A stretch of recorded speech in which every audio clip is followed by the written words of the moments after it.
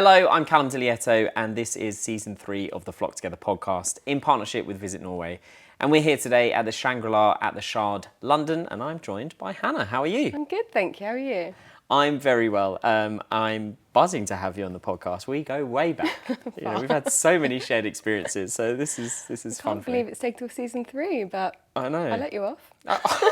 You're like, how long? Why was I not on the first episode of the first? It's good. No, I'm privileged to be here. Thank you. No, it's great. I feel like you've kind of jumped from all different parts of the industry, which I love. You know, you've done sort of team building, then you've gone into tech, and now you're at Assemble. So it's great. Many hats. Yeah. Yeah. What's it like being agency side? I feel like myself again, which is probably the best place to be. Obviously, like you said, I went from team building, which was my first big step into corporate events. Background before that was obviously sporting and equestrian events, and from that I just knew that corporate was probably where I was probably going to go the furthest.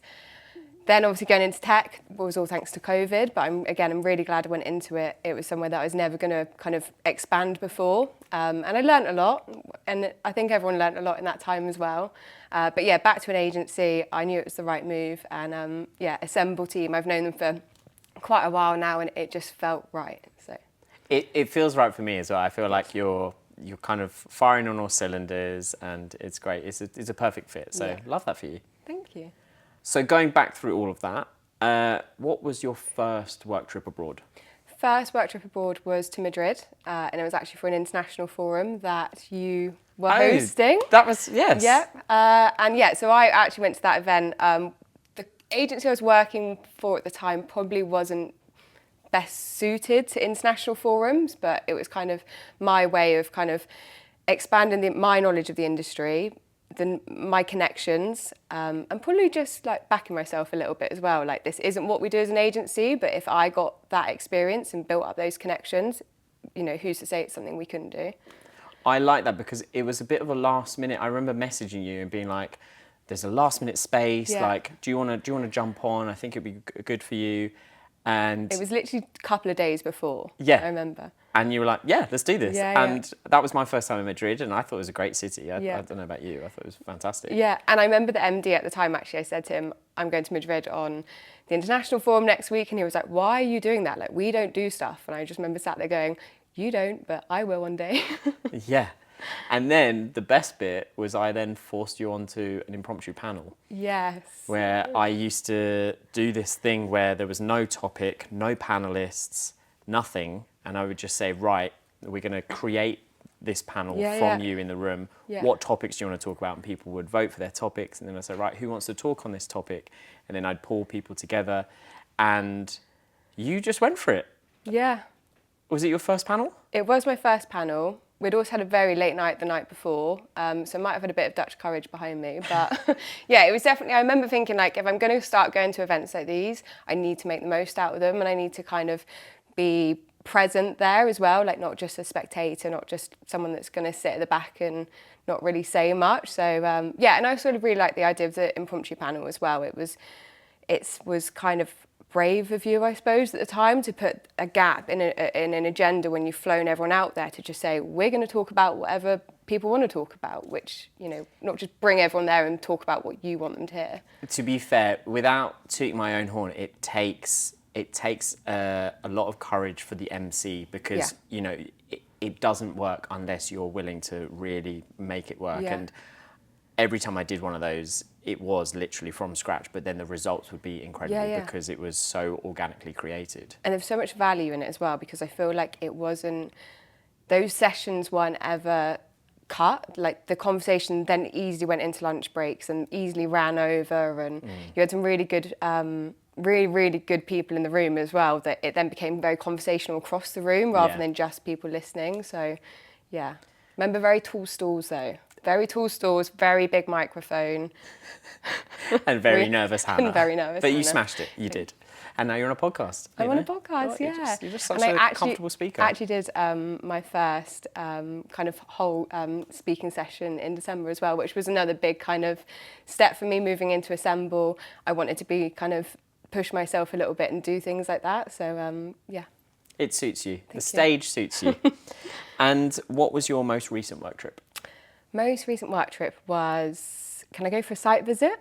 Yeah. Yeah, so recently we've been on a site visit to a big London venue. We're going to do a full buyout with a client, and I say it wasn't kind of an exciting, like an amazing event where obviously we went to an amazing destination, but it was a really, really big step for us and a really big responsibility that we hold. And it kind of, I love going through that process of seeing a venue completely empty, completely dry, and then kind of imagining it with the client and like bringing it to life a little bit and bouncing ideas off of them. And yeah, I like that whole creative element and that kind of whole ideology of putting together an event. And we're then going to go back and see an event from a completely different industry and see what we can take from the event that they're holding there and then translate that into the client event that is completely different, but we're trying to find that kind of little niche kind of area between The overlap. of their consumers and then another brand. And it's like, what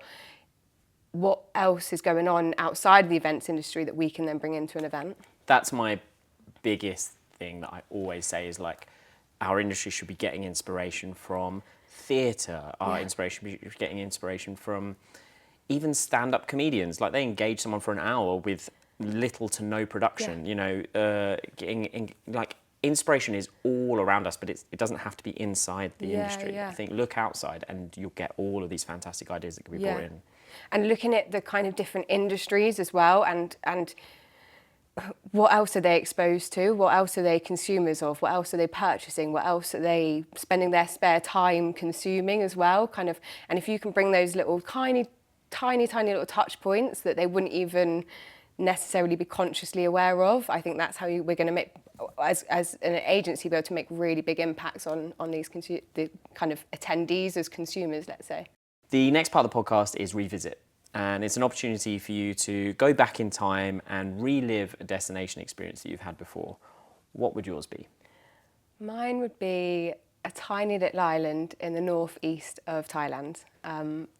Been there on holiday twice already. So you've relived it already? I've relived it already, yeah. I've done it twice, but it's just one place that, to me, is completely, it's just tranquil. It's just kind of, I suppose, like, would you use the word utopia? Yeah. Is that kind of, it's very, very untouched. It takes like a couple of days to get there, but it's just beautiful. And it's just such like a place to unwind. Like there's nowhere open after 10. Like the only way to get around is a little scooter. Me and my partner stayed on a beautiful little resort. It's tiny. It was literally like 15 rooms, and it literally was like your room, a kind of open kitchen, a pool, beach, and that was it. And the waters are just like the most incredible place. And we're very lucky the last 2 years we've spent a lot of Christmas and most of December out there. So I suppose it was more of a place when everything's a bit dark, cold and grim in the UK. It's a place that kind of I can go and just kind of just chill completely and just slow down.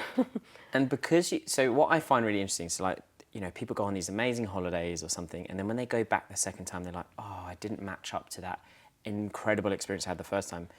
Did your second time match up? Yeah, and better as well. When we went the first time, we'd actually been on a quite hectic trip. We'd been to like Hanoi, we'd been to crazy busy Vietnamese cities, and then we ended up there, and it was just kind of a nice peaceful place. And then the second time we went, we started our trip there, and it was one of those places we felt like we'd never left. So I think it's holidays for me, and going away for me needs to be time that like is really beneficial, not just fancy hotels. And you know, we're exposed to so much in this industry. I think you have to kind of stay humble and look at stripping stuff back sometimes, and that's what I need sometimes. Well, on the flip side, talking of fancy hotels, if you could make any hotel a home, which hotel would it be? For me, probably be one of the Calcott collections in the Cotswolds. As much as I love my travel, love Thailand, love Asia, love the sun, like for me, like England is very much home. And I've been to that hotel a couple of times, and it's just very, very cozy, just very cozy. There's still a little bit of a hustle and bustle there. It's a nice community, but they also have like really, really nice kind of hotel rooms as well. So they are kind of like little mini kind of apartments as well. But yeah, just a place where I'd be really productive and kind of really at home. I can see you in the Cotswolds. Like, knowing you, I'm like, that's very on brand for you. Very outdoorsy, kind of wellies, a bit of equestrian in there. Yeah, because you're a horse girl, but I don't think you're not the traditional horse girl, because it's like, it's not part of your identity. It's part of your identity, but it's not your whole identity. Like, you're like, I ride horses. Yeah, I know my way around a horse, you know. But it's like, I could see you just living in the Cotswolds, having a stables. Yeah. Yeah.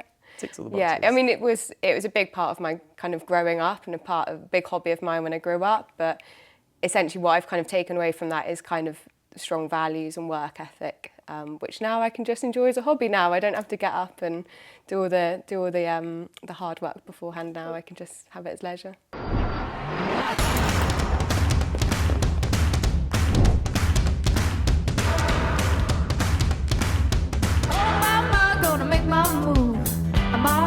Got nothing to lose. Oh my, gonna shake it off. It ain't no thing, it ain't no thing. Oh my, doing what I want. Gonna do my thing, Put it up high and take it low. I'm feeling right from head to toe. Light it up and let it roll. Here I go.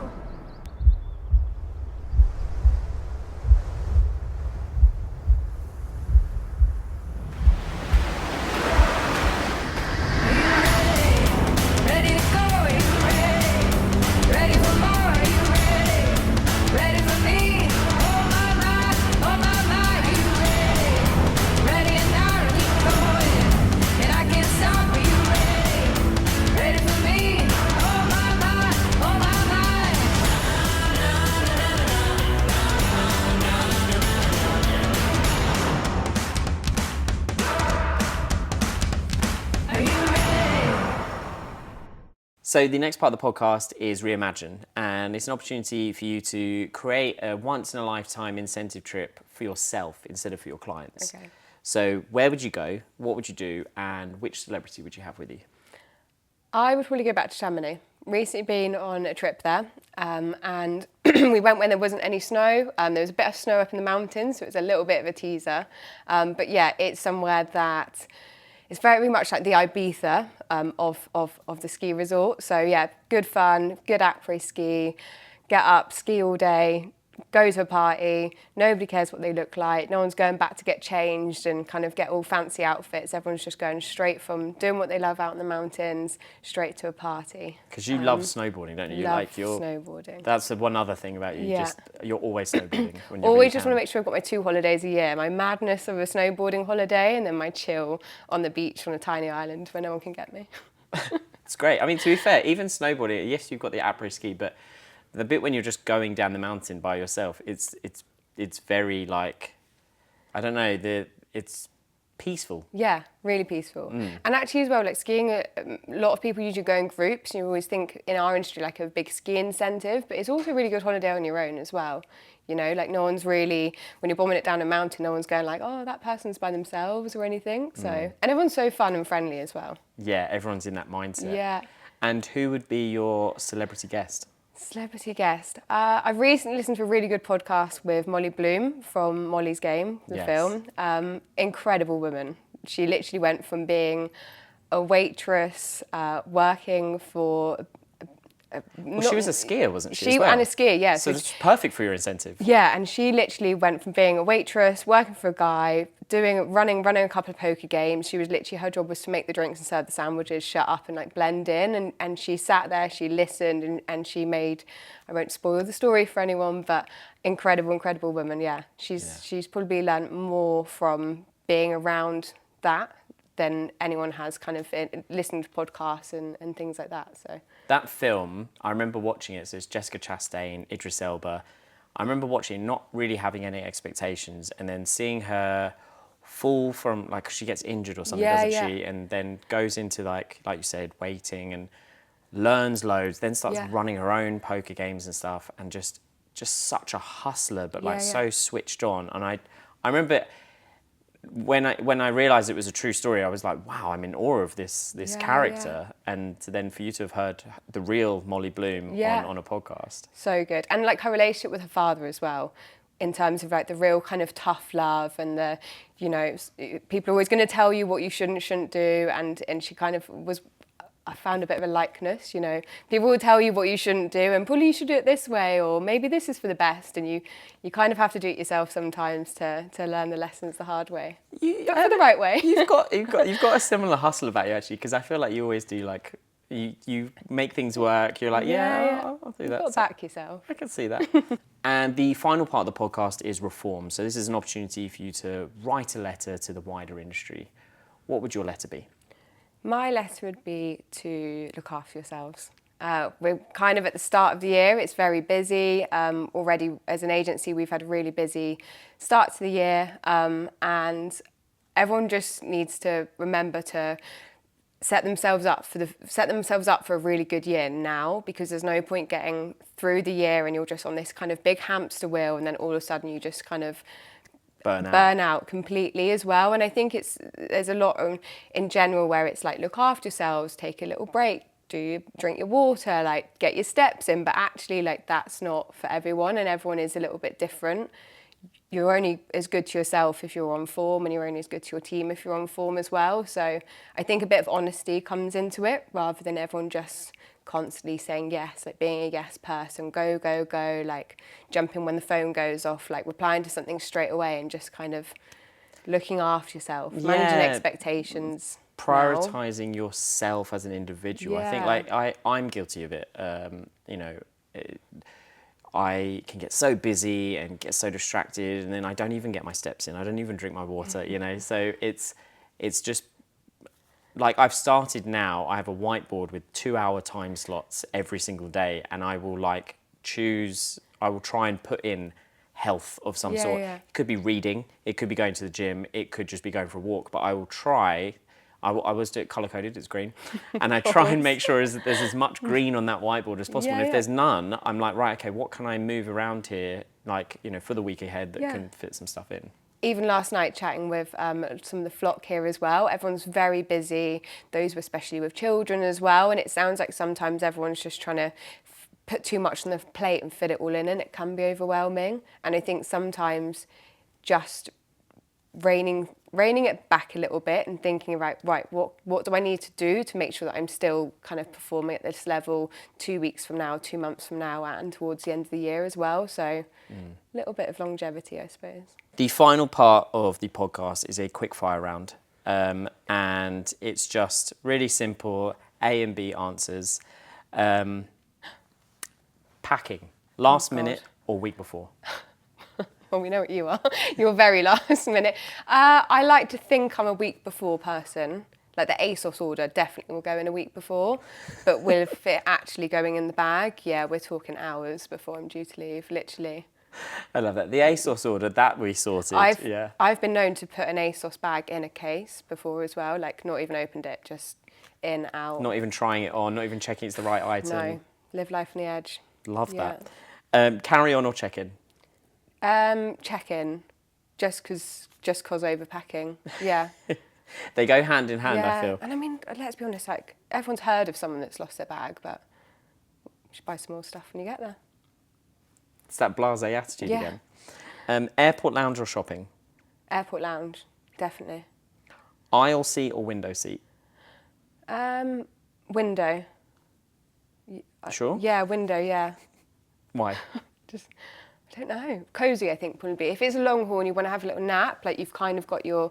You've got your wall. A little safe space. City or nature? Nature. Lay in or early start? Early start, 100% early start. You're one of those go-getters. Yeah. And I feel like if you have a late start and a bit of a lazy morning, it sets the tone for the day completely. Poolside or seaside? Seaside. Planned or spontaneous? It's a tough one. I love spontaneous because actually sometimes you can be exhausted thinking about the planning before you've even got there, and you build up a lot of expectations, I think, in planning, but that kind of comes from our role, so I'm going to go spontaneous. That was very spontaneous of you. I know. Although you kind of planned your answer a little bit there. Breakfast, hot or cold? Hot. Yeah. And hotel, room service or restaurant? Restaurant. Yeah, restaurant, I think. Yeah, get out. You know, that's always been one thing as well, especially with work. Like, you shouldn't really be working and living in the same space. I do work from home a bit, but I wouldn't be eating at a desk. You know. Nice. Well, thank you so much for being on the podcast and finally formally becoming part of the Flock community. You were always a flocker. Thank you, and well done also. I remember when this was literally an idea as well, so it's amazing kind of now seeing it in season 3, seeing some really amazing sponsors and finally being part of it.